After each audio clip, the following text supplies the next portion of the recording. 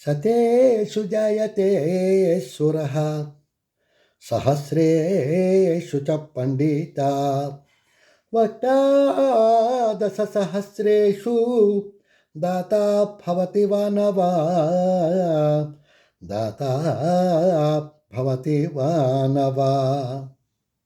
అంటే అనేక విధాలైనటువంటి పరీక్షలు చేసి మనం సెలెక్ట్ చేస్తే ఒక 100 మందిలో ఒక సూర్యుడు మనకి దొరుకుతాడు. సైన్యం ఉంది. ప్రతివాడు సైన్యంలో జాయిన్ అయిపోవడానికి లేదు కదా. ఛాతీ ఎంత ఉండాలంటారు, ఇంత ఎత్తు ఉండాలి, ఇంత బలం ఉండాలి, ఇంత ధైర్యం ఉండాలి, అనేకమైనటువంటి కఠినమైనటువంటి పరీక్షలలో నెగ్గాలి. అప్పుడు వాడు సైనికుల్లో జాయిన్ అవ్వడానికి ఉంటుంది. అలాగా ఒక సూర్యుడిని మనం ఒక 100 మందిలో ఒకడు మనం కనిపెట్టవచ్చు అనమాట. అంటే ప్రతి 100 మందిలో ఒక సూర్యుడు ఉంటాడనమాట. సూర్యుడు, ధీరుడు, వీరుడు. సూర్యుడు అంటే రణసూర్యుడు. శ్రీరాముడు, అర్జునుడు, శ్రీకృష్ణుడు ఇలాంటి వాళ్ళందరూ కూడా ఉన్నారు. భీష్ముడు, వీళ్ళందరూ కూడా రణసూరులు. అనేక విధాలుగా అసహాయ సూర్యులు వాళ్ళందరూ కూడా. అంటే వాళ్ళకి ఎవరో సహాయం అక్కర్లేదు, వాళ్ళు ఒక్కళ్ళే వెళ్ళి యుద్ధం అంతా కూడా చేసి తిరిగి రాగలిగినటువంటి సత్తా వాళ్ళకు ఉంటుంది, ఆ యుద్ధ నైపుణ్యం వాళ్ళకు ఉంటుంది. వీరుడంటే యుద్ధం చేయగలిగే నైపుణ్యం ఉంటుంది, శ్రేష్ఠుడు.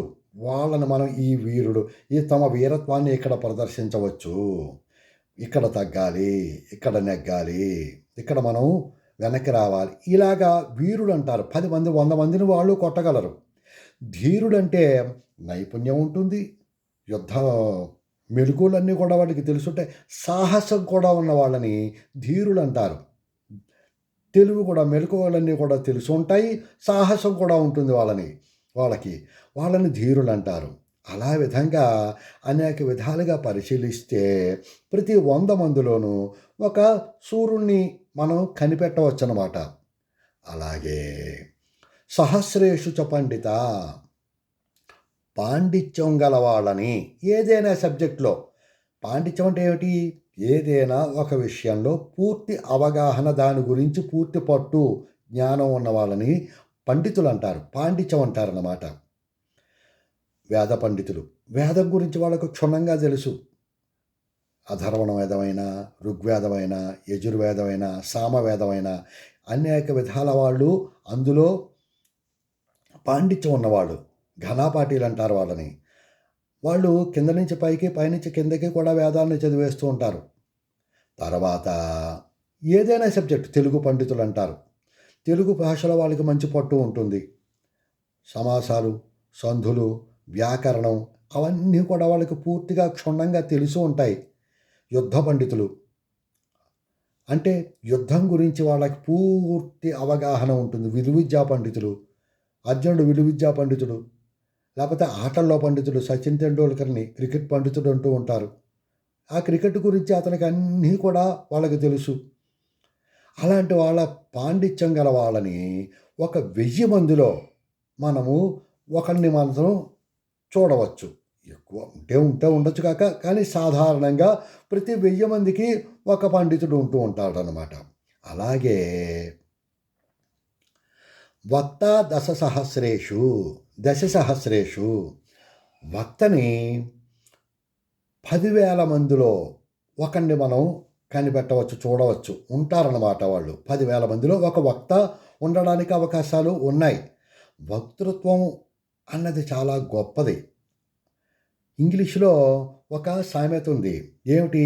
Let the speech be better than silence or be silence.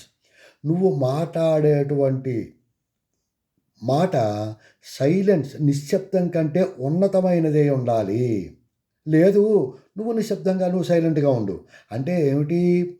మంచిగా మాట్లాడాలి, అనవసరం వాగుడు ఆగవద్దు. కొంతమంది మాట్లాడుతూ ఉంటారు ఊకదంపుడు, ఏమిటో తెలీదు, తలనొప్పి, ఎప్పుడు మాట్లాడరా అనిపిస్తూ ఉంటుంది. కొంతమంది ఏ మాట్లాడినా తన స్వాత్కృష్ట, తన గురించి తన దగ్గరకు మొదలు పెడతాడు. కొంతమంది మ్యాటర్ ఉండదు. కానీ దాని గురించి గంటల తరబడి మాట్లాడతాడు. ఒకడు ఆవు వ్యాసం ఒకడే చదువుకున్నట్ట. వాడు ఆవు వ్యాసం ఒకటే. ఆవు వ్యాసం. పరీక్షలో చంద్రుడి గురించి రాయివి అన్నారనుకోండి. చంద్రుడు చంద్రుడు ఆకాశం పైనలో ఉంటాడు. అక్కడ గడ్డ ఉండదు. ఆవు గడ్డి తినును. ఆవు పాలు ఇచ్చును. ఆవుకు 2 చెవులు ఉండును. ఆవుకు 2 కొమ్ములు ఉండును. ఒక తోక ఉండును. ఇలాగ ఏది మొదలెట్టినా సరే, గ్రంథాలయం గురించి రాయమన్నారనుకోండి. గ్రంథాలయము అక్కడ చాలా పుస్తకాలు ఉండును. ఆ పుస్తకాల్లో ఆవు గురించి ఉండును. ఆవుకు 2 కొమ్ములు ఉండును. ఆవుకు 2 చెవులు ఉండును. ఇలాగే నువ్వు ఏది మొదలెట్టు, ఊరికే పైన అవి రాసి ఆవు వ్యాసంలోకి వచ్చేస్తూ ఉంటాడు. అలా కాకుండా తను మాట్లాడే దాని మీద పూర్తి పట్టు ఉన్నవాడిని వక్త అంటారన్నమాట. వాడు ఎలా మాట్లాడుతున్నాడు, వాడి ఉచ్చారణ ఎలా ఉంది. టీవీలో మాట్లాడుతూ ఉంటారు, భార్య, బాధ్యత, భర్త, లెగు, ఇలాగా. అలా కాకుండా వాడి ఉచ్చారణ ఎలా ఉంది, వాడి యొక్క వేగం మంచిగా మాట్లాడుతున్నాడా లేదా, తెగాడుతున్నాడు. కొంతమంది మాట్లాడుతూ ఉంటారు, మళ్ళీ రెండో వాక్యం మొదలెట్టాలంటే పావుగంట పడుతుంది. అలా కాకుండా వాడి వేగం ఎలా ఉంది, అంతే విరామం, ఎక్కడ ఆగుతున్నాడు, ఎక్కడ పంచి వేస్తున్నాడు, అంటే చలోక్తులు. అంతేకాకుండా వాడు మాట్లాడే దాంట్లో సారాంశం ఏమైనా ఉందా లేదా అన్నది కూడా తెలుసుకోవాలి. ఇవన్నీ ఉన్నవాడిని వక్త అంటారు. ఇప్పుడు మన విదేశాంగ మంత్రులు ఉంటారు, వాళ్ళు మంచి జ్ఞానం ఉన్నవాళ్ళు, దాన్ని వ్యక్తపరిచేటటువంటి నేర్పు కూడా ఉండాలన్నమాట. మాట్లాడేసే వాక్చాతుర్యం ఉండవాలి. మాటల చేత దేవతలు మన్నన చేసి వరంబులిత్తురా, మాటల చేత భూపతులు మన్నన చేసి పురంబులిత్తురా, మాటల చేత కామిలులు మన్నన చేసి సుఖంబులిత్తురా. మాటలన్నమాట. ఎదుటివాణ్ణి తన మాటల చేత ఒప్పించగలిగేటటువంటి నేర్పు వక్తలకు ఉంటుంది. అలాంటి వాళ్ళని వక్తలు అంటారు. అలాంటి వాళ్ళు 10,000 మందిలో ఒకడు మనం చూడొచ్చు అనమాట. వాళ్ళు మంచి కొటేషన్స్ ఉంటాయి, మనం చదువుతూ ఉంటాం కూడాను. కాళోజీ ఏమన్నాడు, పుట్టుక నీది, చావు నీది, బతుకు దేశానిది. ఇలాగే వివేకానందుడు, రవీంద్రనాథ్ ఠాగూరు, ఇంకా ఇలా చాలామంది వక్తలు అనమాట. గరికపాటి నరసింహారావు గారు, చాగంటి కోటేశ్వరరావు గారు, సామవేదం షణ్ముఖ శర్మ గారు. ఇలాగ వాళ్ళు ఆధ్యాత్మికమైనా సరే, లేదంటే రాజకీయమైనా సరే, లేకపోతే ఇప్పుడు మనకి టీచర్స్ ఉంటారు, గురువుగారులు ఉంటారు, మనకి టీచర్లు ఉంటారు, ఉపాధ్యాయులు.